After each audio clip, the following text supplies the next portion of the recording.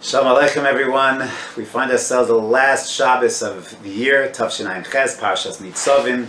We also find ourselves getting ready, Erev Rosh Hashana. And first of all, more important than anything else, I want to wish everyone, our dear friends, a Shana Tova Mitzukah, a good yor. And it should be this year, a year where our tefillos on Rosh Hashana, on Aseres Metshuva, and Yom Kippurim, all our tefillos are answered. And we should really become elevated on these very special days at this very special time of the year.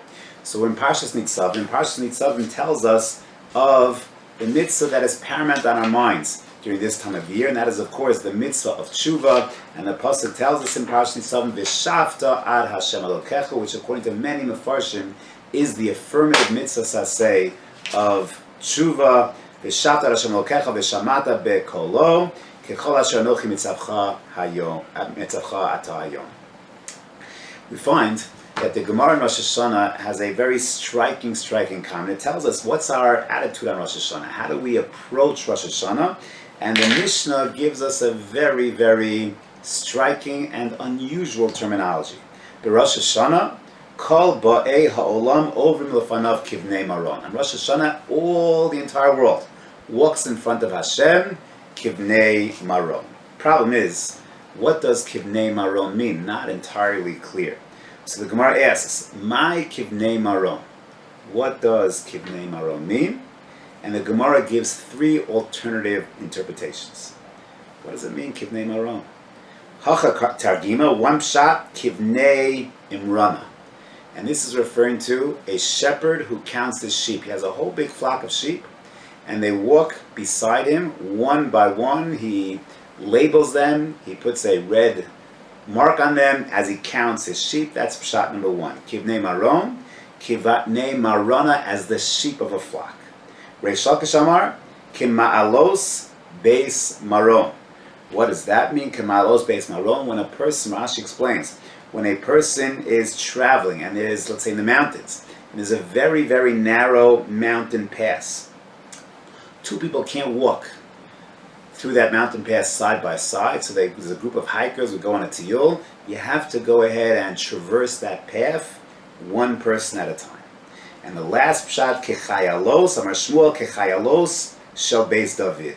We find ourselves like the soldiers of Beis David. Once again, Rashi explains that a king who has an army, so every so often he undertakes an inspection of his soldiers, wants to make sure that the uniforms are just right, that the boots are properly shined, that everything in its proper place, and that is the theme, that is the Shmuel's approach, Kechayalos shel Beis David. So three different interpretations. Sheep passing before the shepherd, a person walking in a line and hitting a mountain pass has to go now single file, and the soldiers in front of their king. Seems to me, seems pashut, clear, that there is a common denominator in each of these approaches. What's the common denominator? The common denominator is that we're part of a group. We're part of a tzibur. We're part of a collective. But at certain points, a person has to isolate himself from that collective, has to pass a certain inspection or a certain challenge as an individual. So the sheep are part of a flock, but every so often the shepherd wants to count each and every individual sheep. The person with a group of hikers now has to pass through that very narrow passageway, narrow bridge, a narrow pass. So he's with a group, but now he has to walk single file. That battalion in the army, so they're part of a team, they're part of a group, but every so often the king wants to inspect them one by one. And perhaps the Gemara is telling us that on Rosh Hashana we find ourselves in a very unique and challenging situation. We're in shul, and we're part of a tzibur, and we're all part of some tzibur or another, whether it's a tzibur of a family, a community, a yeshiva, a workplace, a school. We're all part of some kind of community. But on Rosh Hashana the message is that we are being judged as an individual. And at some point we have to leave that community and we stand one-on-one, mano a mano, panim el panim, in front of our Creator. And that's a bit scary. You'll notice in the Nisana Tokef, perhaps the most dramatic portion of the Yom Kippur Tefillah, the Chazaras Hashatz of Musaf and the Rosh Hashanah Tefillah. So we describe, we are Kivnei Maron. We are like this individual. Because all the time we're kind of camouflaged by the tzibur. In Rosh Hashanah, the Yom Hadin is to impress upon us that we are also individuals.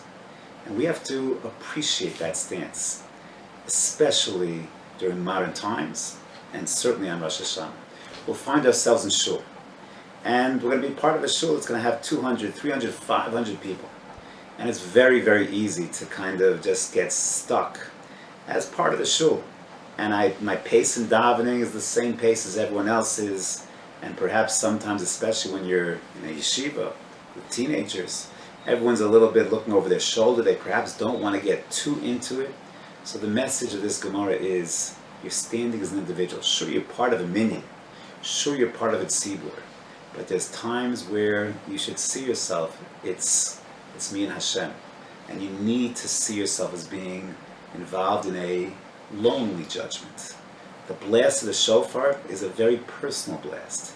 Different kinds of cryings reflecting your personalized tefillah. It's a wordless tefillah that we can go ahead and inject ourselves into that wordless tefillah that goes straight to Avinu Shabashamayim.